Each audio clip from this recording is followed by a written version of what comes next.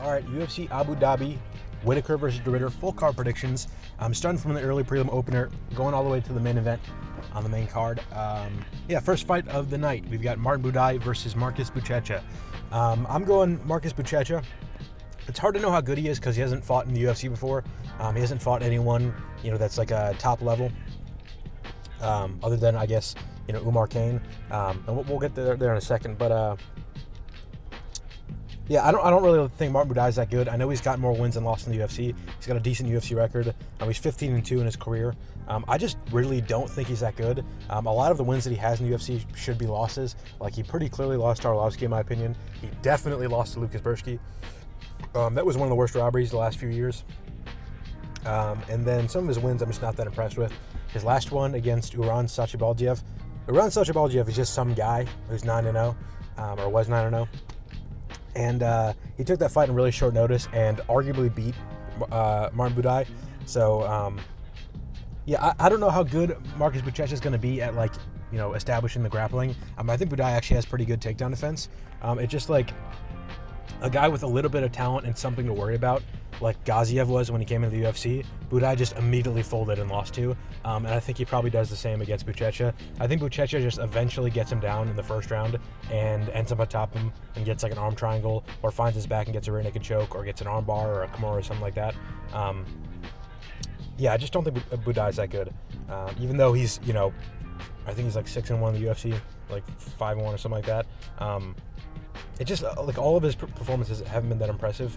I think his wins have a lot of asterisks too, especially if you consider, he's only fought guys that are, in the top 5 worst fighters in the heavyweight division when he fought them. So, Next fight up the card, Mohammed Yahya versus Stephen Nguyen. I'm picking Stephen Nguyen. I know Stephen Nguyen lost to Jarno Aarons. It's just, Mohammed Yahya is shit at fighting, and he's only in the UFC because he's from Dubai. And I know this fight is in UAE, and that's where Mohammed Yahya is from. He's just, he's not very good. And also, Stephen Nguyen finished AJ Cunningham. I don't think AJ Cunningham is that good either. He's also in the UFC just because of circumstance.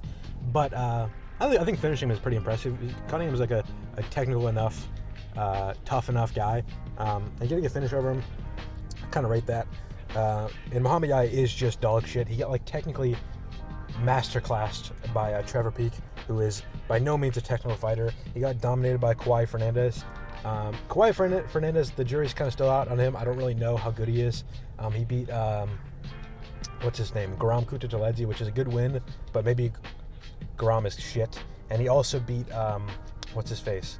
The fighting nerd everyone forgets about, Kaden Krachewski, who also could be good, but might be shit. So I don't know how good Kawhi Fernandez is. For now, I'm just going to say that's a fine loss to have.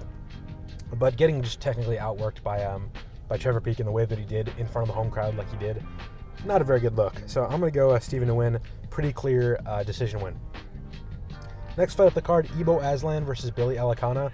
I'm going to go Ibo Aslan. Billy Elekana is just dog shit at fighting. That's kind of why. I know Bogdan Guskov had a really unimpressive performance against him, but that was fully on Guskov. Guskov just wasn't in it. I think it was just a weird matchup. It was on short notice, right? There's no way that it wasn't short. Let me just double check. Yeah, it was. Yeah, he was supposed to fight Johnny. Okay, yeah, definitely. Who am I kidding? He's supposed to fight Johnny Walker, and he ended up fighting Billy Elekana, which is a pretty big shift in the game plan. And just wasn't a very good performance by Guskov. I still think Billy Elekana is pretty bad. I know he got Guskov's back, and there's concerns about him getting Ibo Aslan's back because Aslan is a pretty shit grappler. But I don't think Ibo Aslan is that bad. I know he did get submitted by Anton Turkalj, and Anton Turkalj is shit at fighting. But Ibo Aslan has that performance against Rafael Sakara was pretty impressive, I guess, even though Sakara did the same exact thing against Makauskas. I don't know. I'm just going to pick Ibo Aslan. I'm not really sure why. I just think Elekana is that bad. I really have been an Ibo Aslan hater for his entire career in the UFC. After his Turkalj fight, a lot of people were hyped on him, and I tweeted, I'm never picking this guy again. He's so slow. He's so not technical. He doesn't hit that hard, which I kind of still stand by. And he was definitely on roids before he was in the UFC, and he's, you've seen his figure change. But I still think he's like a UFC level light heavyweight, as little as that may be worth. And I don't really think Elekana is. I think he's like, a goofy, lanky, small for the division, regional LFA level light heavyweight. So I'm picking Aslan. Again, Elekana wouldn't be in the UFC if it weren't for a short notice fight. So it's fair for me to say that he's not a UFC level. Next fight up the card, we've got Amanda Ribas versus Tabatha Ricci. I think it's Ricci or Ricci. It's weird that Ribas and Ricci are both from Brazil, and Ribas is pronounced Ribas, not Ribas, and Ricci is not pronounced Ricci. I don't know. Portuguese is weird, I guess. Maybe her name isn't Portuguese, but she is speaking Portuguese. I don't know. Anyways, I'm going to pick Amanda Ribas. Amanda Ribas is at least good at fighting in some levels. I know she's had some, she's been finished in the UFC as a strawweight a couple of times against Macy Barber and what's her name? Mackenzie Dern. I think the Barber fight was actually at 125, not at 115, so that's a little different. But I think she's pretty good. I didn't really like her IQ in that Dern fight, but I still think she's probably better than Dern, or at least like at that level. I just think that's kind of, I don't know, she's kind of a bad matchup, maybe, I don't know. But Ricci, I think, is super overrated. She lost to Angela Hill, in my opinion, pretty clearly.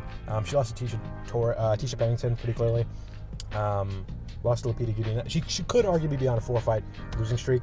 And I don't think that Amanda Ribas has that close of a fight with Lupita Godinez. I don't think that Amanda Ribas loses to Angela Hill. I don't think Amanda Ribas loses to Tisha Torres, even though, she probably has before. Has she? Maybe. I don't know. I think Ribas is actually pretty good. I've been impressed with her performances. That one against, was it Luana Pinheiro? Yeah, it was, she was beating her up, and then she landed a wheel kick and got a TKO in the third round. You don't really see that at 115 a lot. Matter of fact, that might have been a fight at 125, but regardless, I think that shows that she's better than Tabatha Ricci, who basically did nothing against Yan Xiaonan, basically did nothing against Angela Hill, basically did nothing against Tisha Torres. So I'm going to go with Ribas. Next fight up the card, Blackshear versus Davey Grant. Interesting fight. Davey Grant, super underrated. It's hard to say that he's underrated when every time you hear someone talk about Davey Grant, they talk about how underrated he is. But I think it can't be said enough. I'll just go through a couple of his underrated performances. He has 39 at bantamweight, which is not a very good look. 135 is a young man's division, other than like Ayman Zahabi and Aldo had some good performances later. But most people in the division are pretty young. Yeah, I mean, you look at Davey Grant, should have beat Daniel Marcos, should have arguably beat Yanez. He beat Marlon Vera in his day. He I don't know, he's got some good performances in the UFC. His last fight got canceled. I think he pulled out of it. Not a good look, but he's a pretty good fighter. I think he has the advantage on the feet. I didn't like how Blackshear looked in his last fight against Cody Gibson on the feet. He was just kind of getting outworked by a guy who's also pretty old for the division, which is not a good look. So I don't like to see that. I think he could get outstruck on the feet by Davey Grant. I just think that he has a pretty big advantage on the ground. Davey Grant is experienced, and he's a good grappler. He's got some sneaky submissions, like the reverse triangle he hit on what's his name, Rafael Sansao.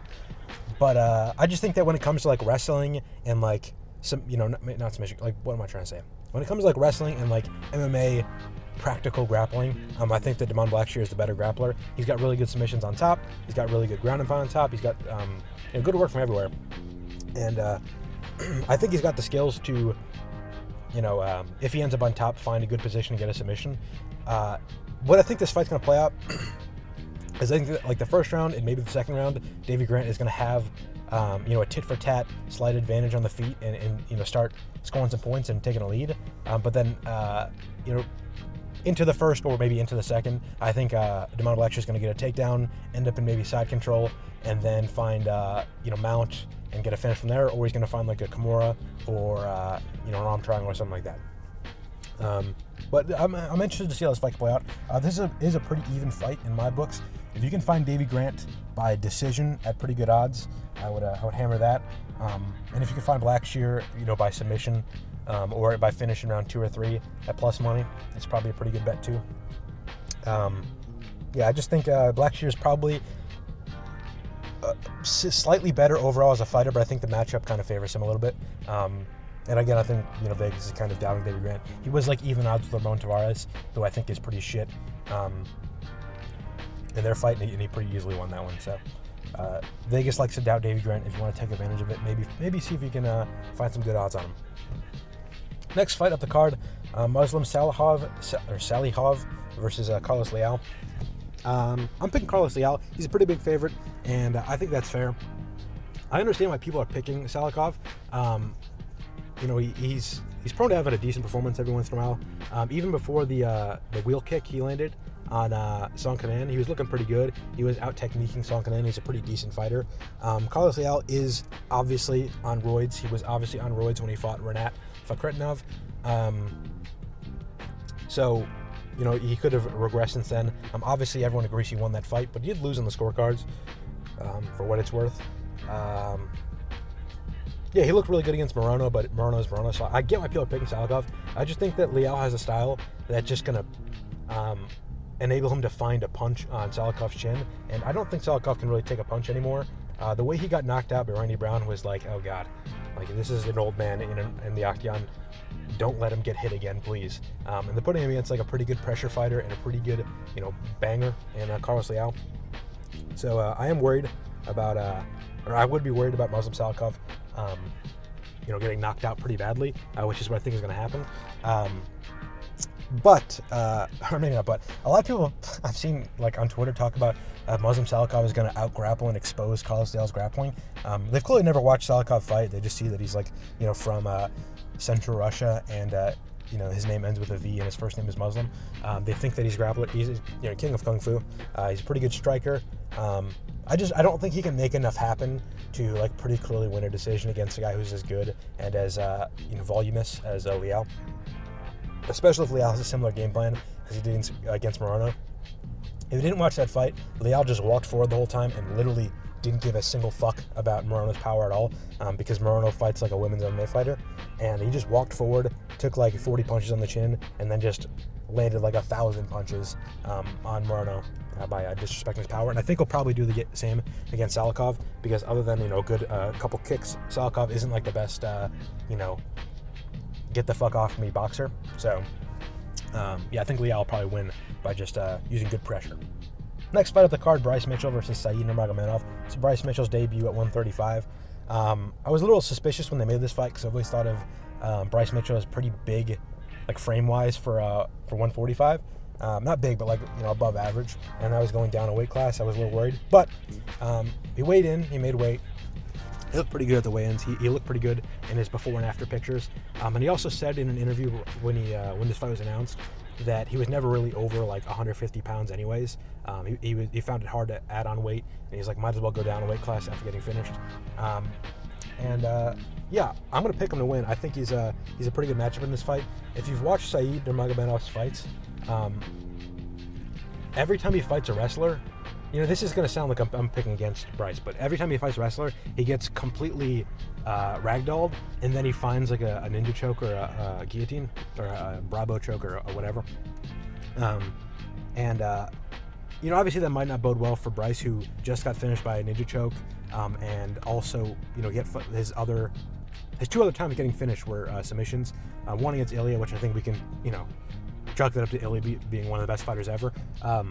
But his other loss was to, on the Contender Series, I guess he lost to Josh Emmett, never mind. But he did, what was I going to say?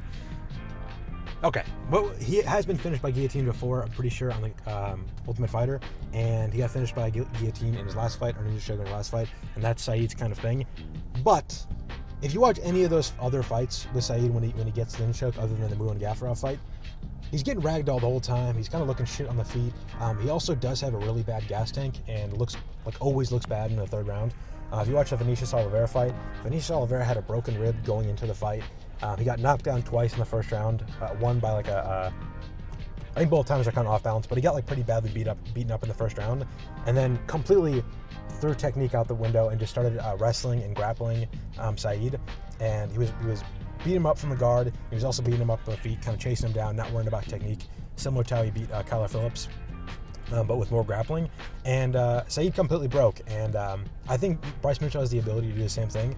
I think Bryce Mitchell's probably slower and less technical on the feet, but I don't think Saeed has the power to just put away Bryce Mitchell in the way that Josh Emmett did, or in the way that, Ilya compounded damage to find the submission later. And I really don't think Saeed is that good on the feet, other than some good, snappy kicks, which he hasn't really finished anyone with, at least high level. So, I think his way to win the fight is a fluke submission, which, to be fair, is how he beat, Saeed Yakub Kakramanov and who else? I guess Moon Gafarov. I just don't think that's smart to bet on. I know Bryce Mitchell has been submitted by a guillotine recently, but he does have a pretty good jiu-jitsu game. He's not just a wrestler. You see some of his submissions, you're like, this guy actually knows fucking jiu-jitsu. I saw he did a video with 10th Planet with Eddie Bravo, and he was showing them some cool techniques from Octopus Guard and from the the one hook in on the back. What the fuck is that position called? Where you get the twister from, basically. And he knows his shit. Like, I think that he knows just as much as us that Saeed is pretty good at ninja chokes and guillotines, and if he ducks his head on a high outside single leg, he's probably going to get caught in a guillotine. So I think that he can game plan around shooting double legs or shooting inside single legs, or shit like that, and find the wrestling and find the ragdolling that other people have found without getting submitted. And then also, I think that Bryce would probably outstrike and beat up Saeed in rounds 2 and 3 if Saeed breaks like he did in his other fights that go the distance.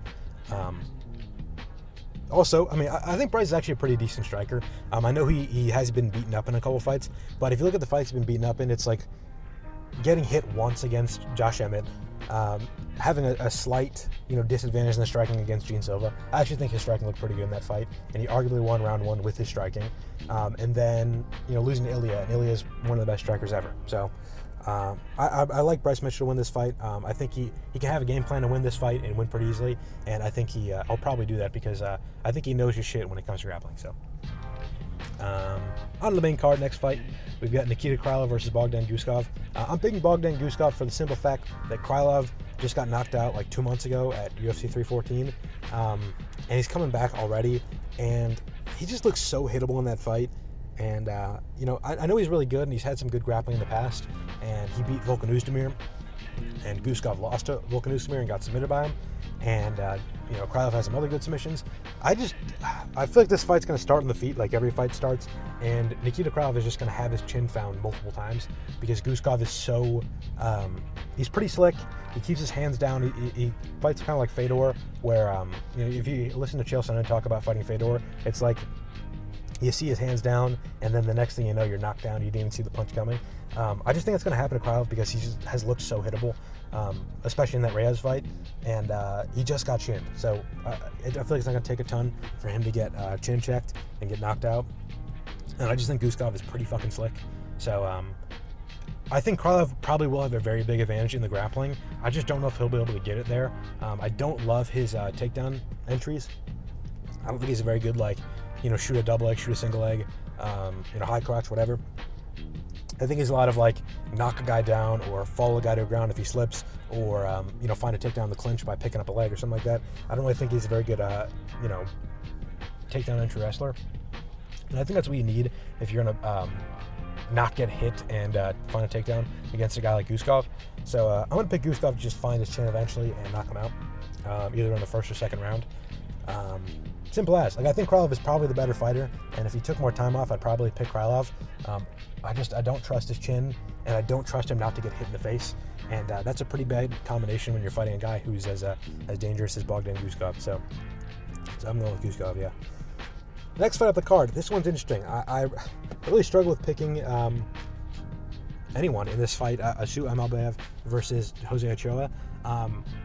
And I think I'm going to go with Ochoa. And the reason why is because if you watch Almabayev's fight with Manel Kape kind of has this thing where if he gets into a fight, if he engages on you and you don't really make him respect your power, or you make him miss, or make him have to use his shady footwork to get in on you, he doesn't look, or if he's able to get in without fucking missing, he looks really good. But I don't really think Manel Kape is that technical or that special. I just think that he's powerful, he's fast, and he's got some good combinations. And if you let him into the fight, he'll use them on you. And I think that when you watch the Almabayev fight, I know Almabayev got finished by eye pokes, and it wasn't like that, clean of a win. But he did let Manel Kape in the fight, and when Manel Kape was in, he was winning pretty clearly in the way he did against Bruno Silva and what's his name? Who's the guy with the bull cut? Fucking that guy, whatever his name is. Shit, what's his name? Whatever. What was I gonna say? Yeah, he was letting him into the fight, and that was letting him win. And I was like, if Jose Ochoa also gets the same opportunity, he'll get let in like he did against Cody Durden, who is a pretty good fighter, a pretty good wrestler, and was arguably beating Joshua Van on the feet in the first round in their fight. I think Jose Ochoa will just fucking beat Almabayev. I think he's really fast. He's hits hard. He's got good technique. He's got good combinations. He's got the things that Manel Kape has. If you give him the confidence, just go in there and let him hit you. I think he's going to hit you, and I think he's going to chin check you. Now, I would be worried about Ochoa gassing because he did take this fight on short notice. And he is a pretty explosive, and he probably would have to rely on volume to win this fight. However, this is flyweight, so people don't gas super easily at flyweight, and it's only a 3-round fight. So I can see Ochoa gassing the third, but winning the first and second. If you look at who Almabayev's beat, he beat Nicolau, and I think that was probably his best performance. Probably the best fighter he's beaten, probably the best fighter he's faced, other than Kape. But Nicolau isn't that good, in my opinion, and the other fighters that Almabayev's beaten, Jose Johnson and what's his name? CJ Vergara, and then he also finished Ode Osborne, aren't that good. Like, if you gave them if you gave CJ Vergara or Jose Johnson or Mateus Nicolau to Jose Ochoa, I think most people would pick Ochoa to beat them in a more dominant way than Almabayev did.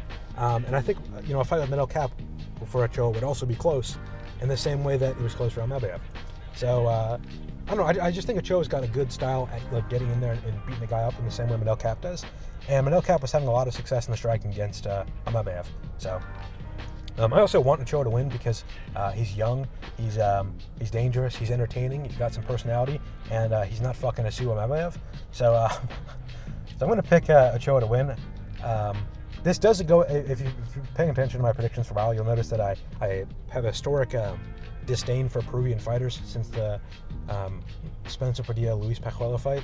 But I'm going to break that. I'm going to pick a Peruvian fighter. I said I would never pick one again, but I picked Pinedo in his last fight, and I picked, I think I picked Borjas once. I don't know. I'm going to pick Ochoa to win. I'm going to break my Peruvian curse and pick Ochoa to beat the fuck out of Almabayev. How about that? Next fight up the card, do I even got to bother? It's fucking Shara Magomedov versus Marc-Andre Barriault. Marc-Andre Barriault is a punching bag. I know he beat Bruno Silva impressively in the clinch, and Shara is not very good at grappling or being in the clinch. But Marc-Andre Barriault is kind of an idiot, and he's kind of a punching bag in most of his fights.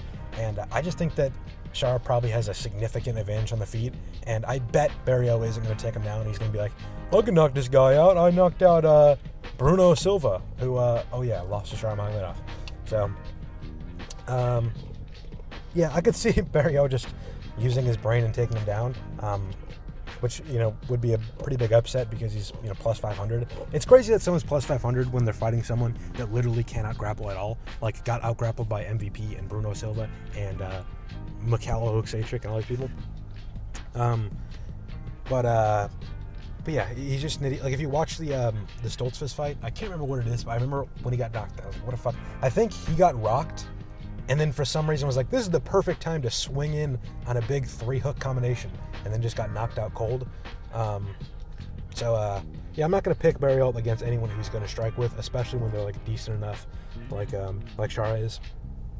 It should be noted I don't like Shara Magomedov. I think he's massively overrated. He's massively if any other Bo Nickel, he got his first shot at a ranked fighter. I know MVP wasn't ranked in middleweight, but he was a ranked fighter, and Bo Nickel fought just outside the ranking against RDR, and I guarantee his next fight. Bo Nickel's also kind of baby, but any other prospect who's undefeated, fights a first ranked fighter and gets whooped and doesn't look good, they will guaranteed get another prospect on the cut, like Peyton Talbot. He lost right outside the rankings. He's got to fight Felipe Lima. So anyone else has to fight a really good prospect, but Shara Magomedov gets to get fucking Marc-Andre Barriault when he loses his test. He should have to fight like Atiba Gauthier or fucking Asmat Bakov or someone like that who's going to test him and, could use his name to, launch themselves into like a decent spot in the rankings. But instead, he gets to fight the fucking punching bag. So, Shara Magomedov, pretty obvious PED cheat. If you look at his performances before the UFC and his physique before the UFC, and then his physique and performance immediately when he got in the UFC, he took a huge step down in finishing potential and being ripped as fuck. So he's pretty obviously no longer on PEDs. He's entertaining in some sorts, but I don't really like him. But I think I'll win this fight pretty easily. Whatever. Next fight at the card, co-main event, Petr Yan versus Marcus McGhee. I'm picking Petr Yan to win, and just because I think he's like one of the more technical fighters ever in the UFC. I think he's pretty good. Safe to say. I know he lost 3 in a row, but there's a lot of asterisks to that. So I don't really have to get into that. But I think Marcus McGhee is pretty good. I do worry about Yan in 3-round fights because he's made them close before where he didn't have to. Like the Song Yadong fight was pretty close, but I think most people agree over 5 rounds Petr Yan would whoop Song Yadong. The O'Malley fight, Yan should have won that fight, but it was close because it was a 3-round fight and he lost the decision. I'm worried about that happening again. It's just the work that he's done in his last 2. In his last few actually, other than the Marab fight, I just think that like every performance he had, if he had that same performance against Marcus McGhee, he would win. So like a lot of the stuff O'Malley was doing to get back at Yan, like O'Malley getting rocked and then coming back with a 1-2 and being able to get up from the bottom and find combinations and stuff like that. I don't know if Marcus McGhee is gonna be able to do that. And Sean O'Malley trains Marcus McGhee, so they'll probably have a similar game plan. And I don't think Marcus McGhee has the skills of O'Malley. He might be more physical, which would help him in some grappling exchanges. I just don't think he would get hit less than O'Malley, and I don't think he would hit Yan more than O'Malley. And I think most people agree this is probably a striking match. If not, Yan is probably going to win the grappling. So I don't really have any reason to pick Marcus McGhee other than I could see him winning a close decision. So if Marcus McGhee wins this fight, good for him. We have another 35-year-old fucking prospect. I was just talking about bantamweight as a young man's division. And then you look at the prospects and it's like, Peyton Talbot's pretty young. Felipe Lima, Douglas Lima, they're pretty, Douglas Lima's flyweight. Felipe Lima's pretty young. But then we got like Eamon Zahabi, Mario Bautista, Patchy Mix, Pitbull's at 145. Marcus McGhee's 35. What's his name? Cameron Wellmaker's, is that his name? No, Malcolm Wellmaker's 31. So maybe the prospects aren't that young. But anyways, a lot of people are saying Yan might be over the hill and washed. Marcus McGhee is 3 years older than Yan, so I don't really think that's gonna impact this fight a ton. I always think that's funny when you talking about like Aldo against Zahabi, like Aldo's gonna be washed in their fight, and I guess he kind of was, but Zahabi was older than Aldo, so maybe I don't know. I'm picking Yan. I think he's a better fighter, and I think it's dumb to pick the worst fighter for the most part. So. Anyways, on to the main event, Robert Whittaker versus Reinier Ridder. I'm picking Whittaker, and I don't know why so many people are picking Ridder. It should be noted, I'm not saying this because I'm salty that I picked Bo Nickel, because I didn't pick Bo Nickel. I picked Reinier Ridder to win, but I didn't pick Reinier Ridder to win because Reinier Ridder is good, and he's a double champ at 1FC, and he's, only losses to a heavyweight. I picked him because Bo Nickel's fucking shit at fighting. And anyone who didn't see that from the Paul Craig fight and from the Cody Burnage fight is a fucking idiot, okay? Reinier Ridder beat Bo Nickel because Bo Nickel's shit, not because Reinier Ridder is good. And I hate this. This is the cope implemented by the UFC. They're like, if Reinier Ridder beats Robert Whittaker, it's because then Bo Nickel isn't bad anymore. That's what they're... how do people not see through this? They're trying to prove that Bo Nickel isn't shit by making Reinier Ridder look good. And Reinier Ridder isn't that good. He looked horrible against Meerschaert. He has a bad gas tank. He's sloppy on the feet. He's good in the clinch and he's good on bottom, but he's not very good on top. He doesn't have very good takedowns. His wins are against GM3, who is always going to grapple with him, Kevin Holland, who is on a really bad streak and was tiny for the division, and Bo Nickel, who's fucking dog shit. So I'm sick of people pretending like Reinier Ridder is that good. I love Reinier Ridder. He's one of my boys. He's on my boy list, but he's just not that good. Robert Whittaker is beaten everyone else in the division except for Dricus du Plessis, Hamzat, and Adesanya. And he beat Adesanya in the second fight. I didn't want to hear that shit. I think people are going to see the Hamzat fight and like, that was the last grappler that Whittaker fought, and he got submitted easily. First of all, Robert Whittaker did better in defending the first round onslaught of Hamzat Chimaev than anyone except for Usman. He didn't really grapple like crazy against, what's his name? Burns in the first round. And Whittaker got off the back. He didn't give up his neck. He never gave up his neck. We'll talk about that in a second. But he got off, Hamzat off his back. He found his hips. He never got fully controlled until the very end. 3 minutes into an insanely long scramble. And when he got submitted, he didn't get submitted by giving up his neck and losing the hand fight and, getting choked unconscious. Hamzat never found his neck. He just did a face crank and fucking collapsed his jaw. Which, what are you going to do about that? Because what is Reiner Ridder going to do? Is Reiner Ridder going to do that? No. Reiner Ridder is not going to find Whittaker's neck in the first round. He's not going to take down Whittaker in the first round because he couldn't take down he couldn't land any judo tosses on Bo Nickel, who got judo tossed by Cody Brundage. He struggled to take down GM3, who wanted to grapple in that fight. He was able to get down Holland, but fucking who couldn't get down Holland in that little run? Fucking Belidzi beat Holland in that run. So yeah, and also Holland just lost to fucking D-Rod on the feet. So I don't want to hear some shit about Holland being a good striker and whatever. Whittaker's pretty fucking good. He's good at surviving grappling, and I'm not going to take his loss to Hamzat into my equation like, oh, maybe Reiner Ridder will beat him. Reiner Ridder is not very good, okay? I don't want to rant against one of my boys, but I think he's getting madly overrated. I don't know why the odds are so close. He's a slight underdog. Like, a lot of people are pointing at the Dricus fight and it's like, oh, last time Whittaker fought a goofy guy that people are underrating, he got finished like badly and he lost. First of all, Whittaker was minus fucking 600 or some shit going into the fight. So I understand why he lost, but he was minus 600 going in that fight. Vegas thought that fucking 6 times out of 7 he was going to win that fight. He lost, whatever. Why are the odds so close this time? I don't know. Also, Dricus is way better at opposing his will and like making the fight go where he wants to make it go than Reiner Ridder. And that fight was close, and Whittaker arguably won the first round, and Dricus knocked him out with the jab, which is kind of fluky. Okay. Also, like, what is Reiner Ridder going to do that Dricus did? Is he going to knock out Whittaker with a jab? No. Is he going to fucking women's MMA throw him and end up on top at the end of the first? Maybe. Maybe he is, but I don't think he's going to get a finish. And I think that if this fight goes past like the first round and a half, Ridder's going to be gassed if he tries to force grappling. And if he doesn't try to force grappling, he's going to be way behind on the feet. And he's going to slow down as the fight goes on. And I don't think he has a way to catch up other than like, fluking a submission like Alexa Grasso did against Shevchenko. So that's my prediction for this fight. Let me know if you agree or disagree. Reminder, the fights are at noon Eastern time tomorrow. The earlier we're in Abu Dhabi. I don't really, factor... Oh, I guess this has helped my Jan prediction. Jan is probably more likely to win a decision in Abu Dhabi than Marc McGhee. I know that he lost the fight against O'Malley in Abu Dhabi, but Abu Dhabi judges are generally biased towards people that are, of an Eastern affluence, like Russians and, people from the Istani countries and people from the Middle East. And Jan does fit that description. He's from Central Russia. So yeah, and also Shara, probably same thing. And maybe Almabayev will get a nod in the judge decision, but I don't think that fight's gonna go distance. Whatever. This fight's in Abu Dhabi. Also, Super Risen 4 starts at midnight tomorrow, or midnight, 12 hours after the UFC card starts. So watch out for that. I will tweet out my predictions for that fight. There's like 20 fights in that card, so I'm not gonna make a whole video about it. But that card is a fucking banger. There's also a Rise was last night. One was this morning. Yeah. Let me know what you think of my picks, if you agree or disagree. If you want to hear more about a certain pick, leave a comment, let me know. Like the video, share the video, subscribe. Again, follow me on Twitter. I will be talking about the Risen event. Probably the Risen event. I'll stay up till fucking 6 a.m. or whatever that ends. I think there's boxing this weekend too, but it's not coming to me up the top of my head.